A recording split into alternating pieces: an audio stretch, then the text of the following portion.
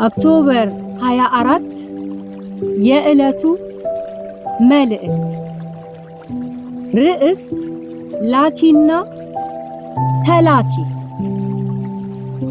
ኢየሱስም ዳግመኛ ሰላም ለእናንተ ይሁን፣ አብ እንደላከኝ እኔ ደግሞ እልካችኋለሁ አላቸው።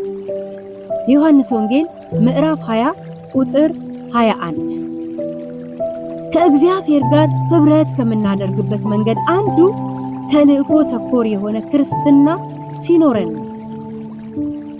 ጌታችን በምድር አገልግሎቱ ከሞቱ በፊት ወደ እኔ ኑ የሚለው ጥሪ ላይ አጽንዖት ሲሰጥ፣ ከሞት ከተነሳ በኋላ ግን ወደ ዓለም ሁሉ ሂዱ ብሏል። ኑ እና ሂዱ ቁልፍ ሐሳቦች ናቸው። እግዚአብሔር የተልእኮ አምላክ ነው። አንድያ ልጁን ዓለምን ያድን ዘንድ ወደ ምድር ልኮታል። ኢየሱስም ይህን ተልእኮ በሚገባ ፈጽሞታል። ኢየሱስ ከሞት ከተነሳ በኋላ ተልእኮውን ወደ ደቀ መዛሙርቱ ሲያሻግር እንመለከታለን።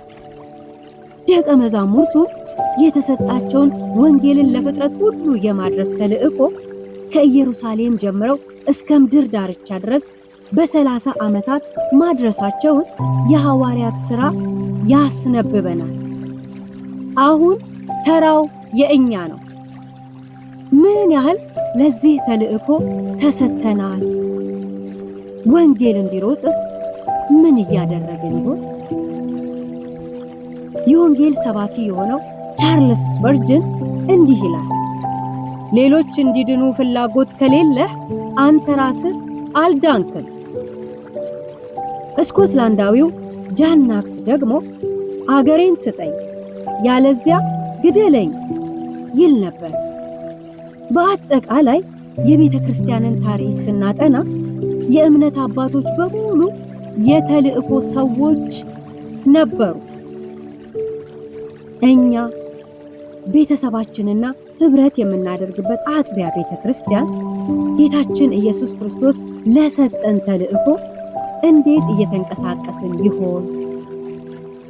ጸሎታችን፣ ልምምዳችን፣ ገንዘባችን፣ ሀብታችን፣ ዕውቀታችን፣ ክህሎታችን፣ ጸጋችን፣ እኛና የኛ የሆነው ነገር በሙሉ ለተልእኮ ሊውል ይገባል።